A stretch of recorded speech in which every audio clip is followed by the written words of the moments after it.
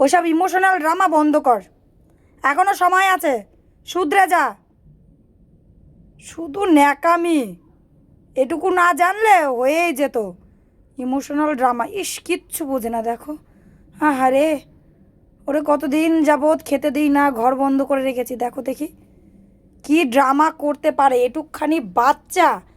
ও সব কিছু ওই দেখো, দেখেছো তো কি ড্রামা করতে পারে, দেখো তো কি সুন্দর মুখটা, এর মধ্যে ওর বদমাশি যত।